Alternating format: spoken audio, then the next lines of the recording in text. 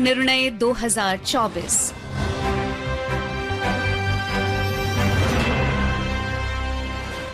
Good evening, listeners. Welcome to our ongoing series on elections, Lok Nirnay 2024.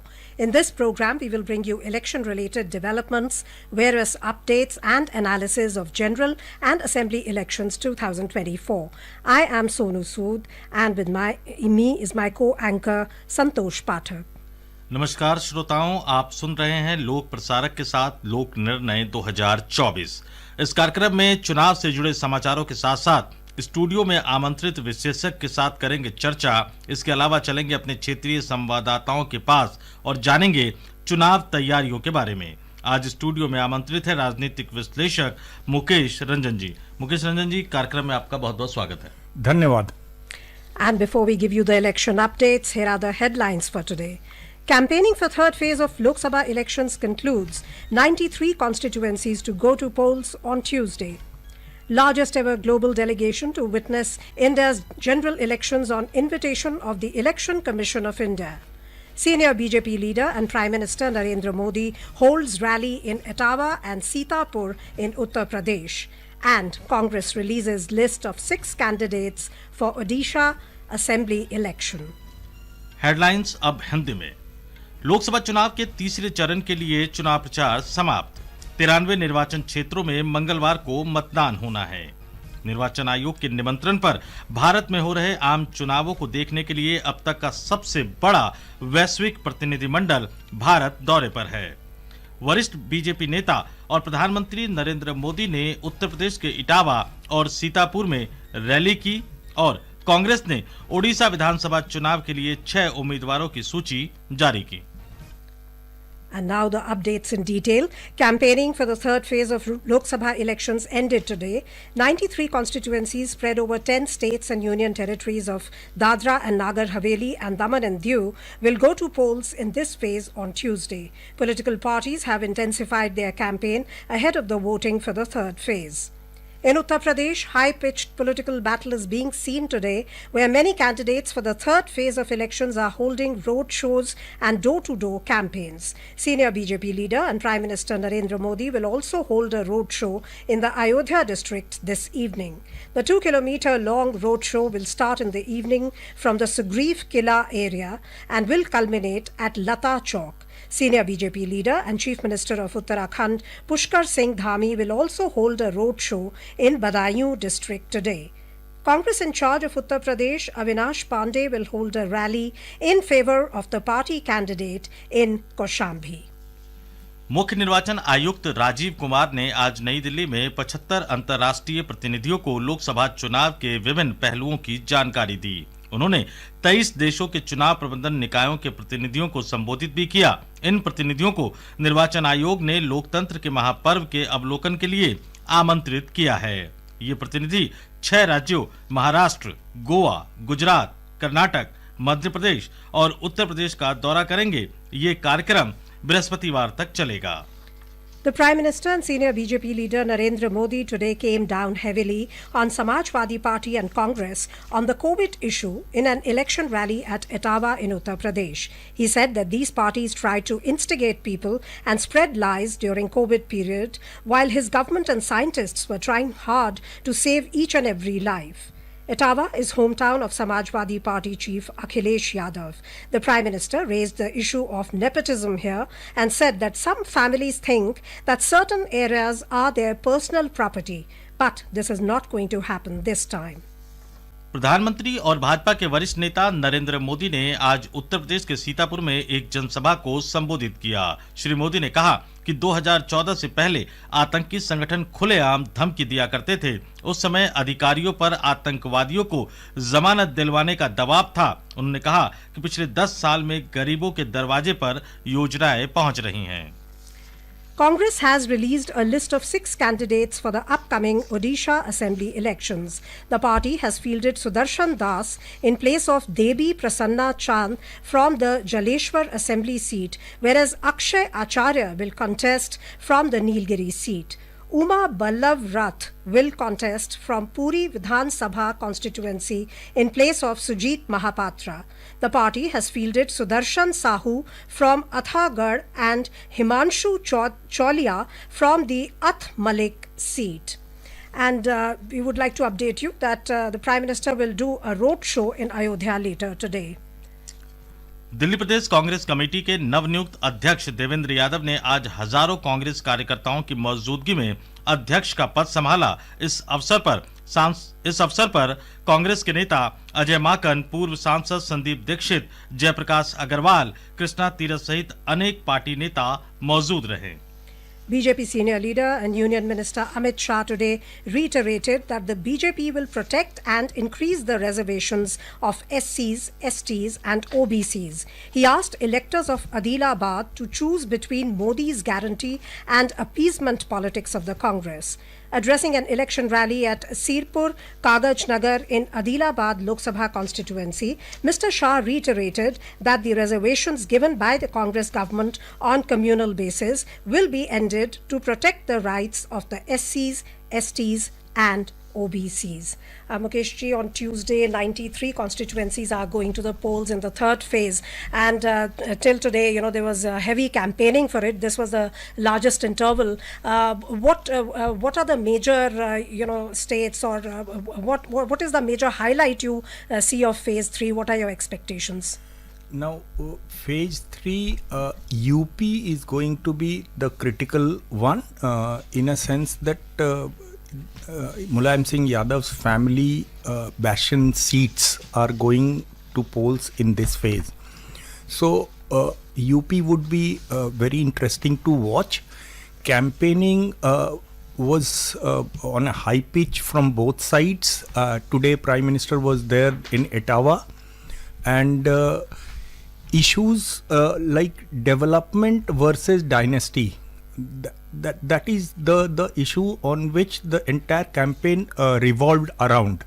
So now this dynasty versus development, in a sense that this dynastic politics in India continued for long, but even since independence. But with the onset of all these information revolution that took place, whatever has happened, so that has basically created a situation where every people feels to be empowered with information, and accordingly they are trying to ask the dynasts, because if you see from north to south, east to west, those parties who are opposed to BJP are mostly is driven by dynasties. And those who are against BJP this time, most of the leaders of such parties are second generation leaders, or third generation or fourth generation leaders. So dynasty versus development is the key issue in this phase, particularly because of the fact that Mainpuri, Etawah and surrounding seats are going to polls in this phase. This is very critical for Mulayam Singh Yadav's family. So I see that this may turn out to be, in terms of turnout, it may see a upsurge. Mukesh ji, एक बड़ा सवाल जो इससे अलग हटके भी, भारत का जो लोकतंत्र, दुनिया का विशाल लोकतंत्र है, अभी सबसे बड़ा वैश्विक प्रतिनिधिमंडल भारत के दौरे पर है। चुनाव आयोग की जो सबसे ज्यादा कोशिश है कि मतदान का प्रतिशत किस तरह से बढ़ाया जाए। पहले चरण में जो आया, दूसरे चरण में आया, दोनों में 66% से ज्यादा है। वो तमाम उपाय कर रहे हैं, जैसे IPL को जोड़ा गया है, मीडिया को जोड़ा गया है। हम भी लगातार लोगों से, मतदाताओं से अपील कर रहे हैं अपने कार्यक्रम के जरिए कि आप मतदान केंद्रों पर जाइए। मौसम चुनाव आयोग ने एक तरह से कहा है कि उस दिन जो मतदान होना है वो ठीक रहेगा। कई तरह की व्यवस्थाएं की है। मतदाताओं तक ये अपील किस तरह से पहुंच पा रही है? तीसरे चरण में मतदान के प्रतिशत को लेकर संभावनाएं को।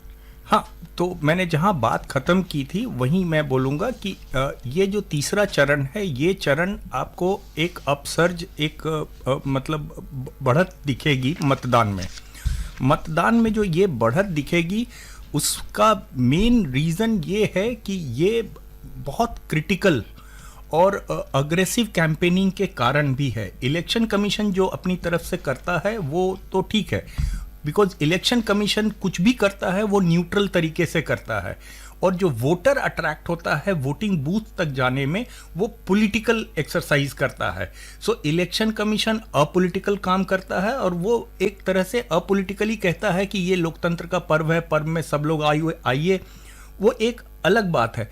यदि आप कैंपेन में पॉलिटिकल पार्टीज का रोल सबसे ज्यादा होता है और वोटिंग परसेंटेज बढ़ाने में मुझे लगता है कि इलेक्शन कमीशन से ज्यादा रोल पॉलिटिकल पार्टीज का और लीडर्स का होता है, और वहां पे मुझे लग रहा है third phase will see near 70% का वोटिंग जा सकता है। And now we will go across to our Karnataka correspondent Sudhindra, who will give us the constituency profiling of Gulbarg constituency. Gulbarga Lok Sabha constituency in North Karnataka was created before the general election in 1951. It is the home turf of Congress National President Mallikarjun Kharge. He had won this seat in 2009 and 2014 but lost the seat to the sitting MP Dr. Umesh Jadhav of BJP in 2019. He represented the Gurmitkal Assembly constituency from 1972 to 2008. In this election, Kharge's son-in-law Radhakrishna Dodmani is contesting as a Congress candidate against Dr. Jadhav of BJP. In 2019, Dr. Jadhav had defeated Mallikarjun Kharge with a margin of over 95,000 votes. After the last day to withdraw the nomination on April 22nd, there are 14 candidates in fray, including 6 independents. There are 8 assembly seats in the Gulbarga Lok Sabha constituency. During the 2023 assembly election, the Congress had won 6 assembly seats, BJP 1 and JDS 1 seat. As on April 19, there are 22,68,944 voters registered in the constituency. There are 2,166 polling booths set up for the purpose of voting on May 7th. अब हम चलेंगे गुजरात में हमारी जो सहयोगी संवाददाता है अपर्णा, वो हमें बता रही है राजकोट निर्वाचन क्षेत्र के बारे में। राजकोट लोकसभा निर्वाचन क्षेत्र गुजरात में विशेष रूप से सौराष्ट्र क्षेत्र में हाई प्रोफाइल सीटों में से एक है। इस निर्वाचन क्षेत्र में राजकोट और मोरबी जिलों की 7 विधानसभा सीटें शामिल है। राजकोट लोकसभा सीट पर 1962 में पहला चुनाव हुआ था, जिसमें कांग्रेस पार्टी ने जीत हासिल की थी। 1989 से भारतीय जनता पार्टी लगातार राजकोट सीट जीतती आ रही है, सिवाय 2009 के, जब कांग्रेस नेता कुंवरजी बावरिया ने भाजपा के किरण पटेल को हराया था। पिछले 2 चुनाव से भाजपा नेता मोहन कुंडारिया इस सीट पर जीतते आ रहे हैं। इस साल भाजपा ने इस सीट पर वरिष्ठ नेता और केंद्रीय मंत्री पुरुषोत्तम रूपाला को मैदान में उतारा है, जिनका मुकाबला वरिष्ठ कांग्रेस नेता परेश धानाणी से होगा। इस निर्वाचन क्षेत्र में कुल 21,13,273 मतदाता है, जो कुल 9 उम्मीदवारों के राजनीतिक भाग्य का फैसला करेंगे। सभी की निगाह इस हाई प्रोफाइल सीट पर है। अपर्णा हमारे साथ लाइव भी जुड़ी हुई हैं। अपर्णा जी, कार्यक्रम में स्वागत है आपका। जी धन्यवाद। अपर्णा जी, गुजरात में जो 25 सीटों पर जो एक साथ तीसरे चरण में मंगलवार को मतदान होना है, चुनाव की क्या तैयारी है, वहां से ग्राउंड रिपोर्ट क्या है और कौन कौन से दिग्गज मैदान में हैं? जी हाँ, आज शाम 6 बजे राज्य में राजकीय प्रचार का जो शोर है वो थम गया है और अब 48 घंटे के बाद पूरे गुजरात में 25 सीटों में एक ही चरण में 50,000 से अधिक मतदाता केंद्रों पर वोट डाले जाएंगे। इसके साथ साथ राज्य में 5 सीटों पे उपचुनाव भी उसी दिन होने हैं। अगर हम लोकसभा चुनाव की बात करें तो 25 सीटों के लिए 266 उम्मीदवार जो है वो मैदान में है। उसमें काफी दिग्गज भी शामिल है, जैसे गांधीनगर सीट पे गृह मंत्री और भाजपा के नेता अमित शाह है, और इसके अलावा केंद्रीय मंत्री मनसुख मांडविया, पुरुषोत्तम रूपाला, देव सिंह चौहान, ये भी इस बार चुनाव जंग में है। और काफी कांग्रेस की ओर से भी जो विधानसभा के विधायक है वो भी काफी दिग्गज लोग हैं, जैसे वो सभी इस बार मैदान में हैं।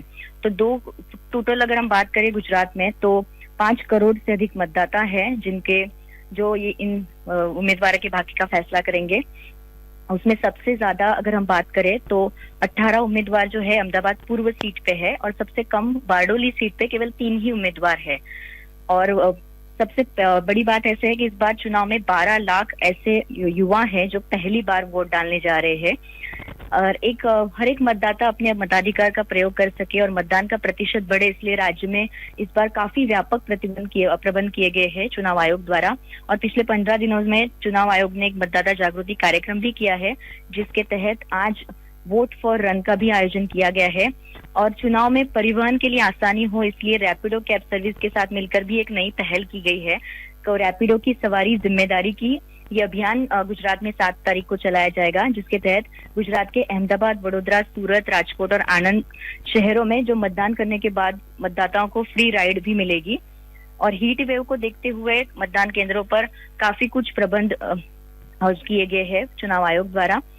और राज्य में 182 मॉडल मतदान केंद्र बनाए जाएंगे और 1274 जितने जो है वो सखी मतदान केंद्र है जो पूरी तरह से महिलाओं द्वारा संचालित किए जाएंगे और 182 दिव्यांग मतदान केंद्र है जो जिनका संचालन दिव्यांग करेंगे। तो मतदान के दिन राज्य में 25,000 से अधिक मतदान केंद्रों पे लाइव वेबकास्टिंग की जाएगी और मतदाता सूची में अपना नाम और मतदान केंद्र जैसे सूचना हर किसी को आसानी से मिले, इसलिए वोटर इन्फॉर्मेशन स्लिप भी घर घर पहुंचाई जा रही है और 50,000 से अधिक पुलिस फोर्स उस दिन लगी हुई है। तो चुनाव आयोग द्वारा दूर दराज के इलाकों में भी जो रह रहे उनको भी आसानी होगी। इसके लिए इस बार काफी कुछ नए विशेष पोलिंग बूथ भी बनाए गए हैं। जैसे गिर की जंगल की बात करें तो उसमें केवल एक मतदाता के लिए एक पूरा बूथ बनाया गया है। इसी प्रकार अमरेली जिले में, भरूच जिले में जो छोटे छोटे बेट है, आइलैंड्स है, उसके ऊपर भी लोगों को वही के वही अपना मताधिकार का प्रयोग वो कर सके, इसलिए शिपिंग कंटेनर में भी मतदान बूथ जो है किए गए हैं। अगर हम देखे जाए तो अभी पूरी तरह से चुनाव आयोग फुल एक्टिव है और काफी कुछ ज्यादा से ज्यादा लोग हीट वेव के बावजूद भी मतदान केंद्रों पे आए और अपना मताधिकार करे, इसके लिए काफी कुछ चल रहा है। Thank you so much, Aparna, for this detailed and very interesting, report from the ground. Mukesh ji, we'd like to know from you, if we look at the voter turnout in 2009 in Gujarat, the voter turnout was 47.9%. Then this went up in 2014 to 63.6%. In 2019, 64.51%. What are your expectations from this election? Now, in this elections, voters turnout will definitely increase. First point is this: the reason the gradual increase what you are witnessing for last 3-4 elections, it's because of the fact that they have a sense of belongingness to the nation because of the leadership of Prime Minister Narendra Modi and Home Minister Amit Shah. One of them is contesting from Gujarat, one of the constituency, Gandhinagar. So now the awareness and aggression towards voting has increased in Gujarat. Of late, some problems were there with regard to some caste issues and other things were there in Gujarat. But that has been taken care of well, and I think the voters are enthused and they'll come out in a big number. And now for the constituency profile of Bardhaman in West Bengal, we have our correspondent Kalyan Laha joining us with the report. Bardhaman Durgapur parliamentary constituency will go to poll on 30th May under the 4th phase of Lok Sabha election 24. There are total 8 candidates including 2 independents who are contesting the poll in this constituency. There are 7 assembly segments in this constituency. They are Bardhaman Dakshin, Manteshwar, Bardhaman Uttar, Bhatar, Galshi, Durgapur Purba and Durgapur Paschim. Durgapur Purba and Durgapur Paschim belong to Paschim Bardhaman district. The rest are in Purba Bardhaman district. Durgapur steel plant of Durgapur city is situated in Bardhaman Durgapur parliamentary constituency. The sitting MP from Bardhaman Durgapur seat is BJP's SS Aluwalia, who is fighting from Asansol seat in this election. BJP has fielded former state president of the party Shri Dilip Ghosh from this seat. All India Trinamool Congress has fielded former cricketer turned politician Kirti Azad. Congress supported left candidate is Sukriti Ghoshal. There are more than 18 lakhs voters in Bardhaman Durgapur constituency, of which more than 9 lakhs are female. BJP's candidate Dilip Ghosh is the sitting MP of Medinipur seat of West Bengal, and he was also elected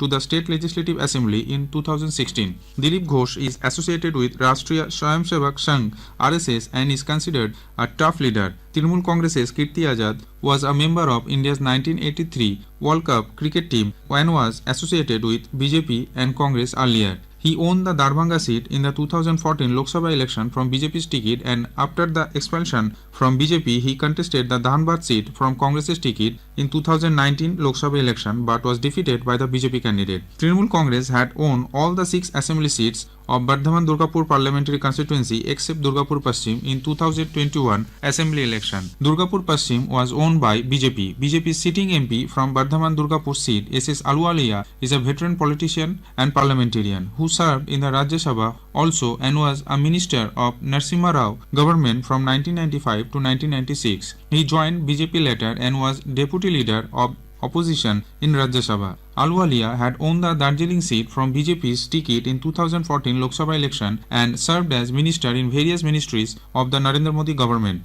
BJP is focusing on the corruption of the ruling party, Ram Mandir, illegal mining of sand from the banks of Damodar River, bad condition of roads, etc. It also highlighted the various developmental projects of central government, including railways in this region. Trinamool Congress is banking on various developmental schemes and its disagreement against the CAA and NRC. Its party leaders, including Mamata Banerjee, are attacking BJP for using central agencies against opposition leaders. Now, after this detailed report on Bardhaman Durgapur constituency from West Bengal, let's go across to Bangalore, where our regional correspondent Sudhindra is with us. Sudhindra, we'd like to know from you how many seats of Karnataka are going for polls in this phase, which is going to be held 2 days later on Tuesday, and what are the preparations for polling over there? Well, see, there are 14 constituencies which are going to the polls on May 7th in the North Karnataka area, and 227 candidates are in play in these 14 constituencies.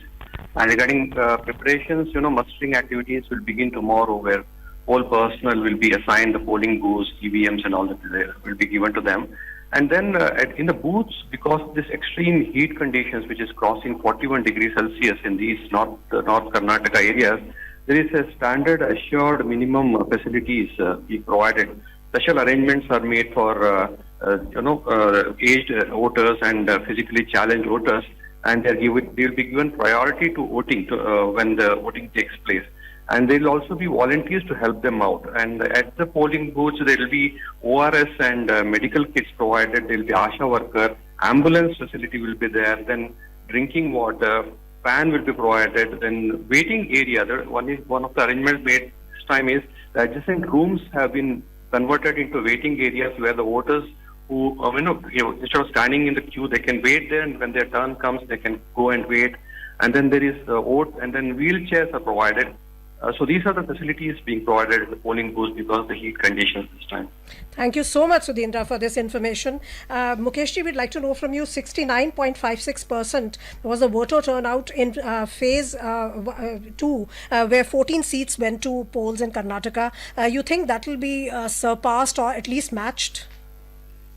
In Karnataka, particularly this time, it's going to be North Karnataka, where the heat would be a factor, no doubt about it. But despite the fact that there are few constituencies which are high profile and prestige constituencies, since they are all prestige constituencies, so the political parties and their leaders will try and drive voters to the polling booths. So far as the comfort is concerned, as the reporter now said, that there are arrangements made in by Election Commission to make things comfortable for voters. Now, interestingly, why I am saying in all areas the voting percentage will go up, particularly because you remember our 2 phases where when the polling took place in 2 phases, they were all Fridays. Mm-hmm. So that Friday had an impact on our voting trend. This time our voting is going to take place on Tuesday. So that advantage of Saturday, Sunday, Monday, or Friday, Saturday, Sunday, that advantage is not going to have the voters. And particularly Bangalore, like or rather Karnataka, the urban voters, at least we can be sure that urban voting trend will increase, and so again I'll reiterate myself that voting will increase. बिल्कुल। और मुकेश जी, अब हम चलेंगे महाराष्ट्र से हमारे सहयोगी संवाददाता हमारे साथ जुड़ रहे हैं, मनोज क्षीरसागर। मनोज जी, आपका कार्यक्रम में बहुत बहुत स्वागत है। धन्यवाद। मनोज जी, सबसे पहले तो अपने श्रोताओं के लिए हम जानना चाहेंगे कि महाराष्ट्र में तीसरे चरण के तहत कितनी सीटों पर चुनाव हो रहा है, और जो सबसे हाई प्रोफाइल सीट जहां दिलचस्प मुकाबला देखने को मिल रहा है बारामती लोकसभा क्षेत्र में, वहां की ग्राउंड जीरो की रिपोर्ट क्या है? जरूर। ये जो 11 लोकसभा क्षेत्र हैं जहां 7 मई परसों तीसरे चरण का मतदान होना है, उनके लिए 317 उम्मीदवार उनके आवेदन जांच के बाद वो वैध हैं, और इन सीटों के प्रचार के लिए आज शाम प्रचार समाप्त हो गया। तीसरे चरण में कई सीटों पर कड़ा मुकाबला है इस 11 में, और इसमें बारामती क्षेत्र शामिल है जिसने पूरे देश का ध्यान अपनी ओर खींचा है। यहाँ पवार परिवार के अंदर ही 2 उम्मीदवार यानी शरद पवार इनकी सुपुत्री सुप्रिया सुळे और अजित पवार इनकी पत्नी सुनेत्रा पवार आमने सामने हैं। राष्ट्रवादी कांग्रेस का विभाजन होने के बाद शरद पवार के लिए तो ये चुनाव एक अस्तित्व की लड़ाई की तरह है। सबकी निगाहें बारामती लोकसभा सीट पर है। कई मायनों में ये मुकाबला राज्य के राजनीतिक भविष्य के लिए महत्वपूर्ण है। इस दौरान प्रमुख राजकीय नेता जैसे प्रधानमंत्री नरेंद्र मोदी, गृह मंत्री अमित शाह, कांग्रेस नेता राहुल गांधी, उद्धव ठाकरे, राज ठाकरे, इन्होंने इन 11 सीटों के लिए अपनी अपनी पार्टी का प्रचार का जिम्मा उठाया। इन निर्वाचन क्षेत्रों में शामिल है रायगढ़, बारामती, धाराशिव, लातूर, सोलापुर, माढा, सांगली, सातारा, रत्नागिरी, सिंधुदुर्ग, कोल्हापुर और हाथकणंगले। इन तीसरे चरण में कई दिग्गजों की प्रतिष्ठा दांव पर है। उनमें शामिल है कोल्हापुर के शाहू महाराज, सातारा के उदयनराजे भोसले, रत्नागिरी सिंधुदुर्ग से केंद्रीय मंत्री नारायण राणे, सोलापुर से प्रणिती शिंदे, इसके अलावा वरिष्ठ नेता सुनील तटकरे, अनंत गीते, ओमराजे निंबाळकर, धैर्यशील मोहिते पाटिल, इन सभी की किस्मत का फैसला होगा। बिल्कुल, आपने तमाम ग्राउंड जीरो की रिपोर्ट आपने दी मनोज जी, और तमाम दिग्गजों के बारे में आपने बताया। अगर हम बात करें मुकेश जी महाराष्ट्र की चुनावी लड़ाई के बारे में, ये 2 परिवार है और 2 गठबंधन सीधा वहां पर है कि 2 गठबंधन आमने सामने है। एक तरफ जो है भाजपा है, शिवसेना है, वहां पे एकनाथ शिंदे जी की, उनके साथ वहां पर जो है वो अजीत पवार है एनसीपी के, दूसरी तरफ कांग्रेस, शरद पवार और उद्धव ठाकरे। क्या राजनीतिक सिनारियो वहां पे बन रहा है?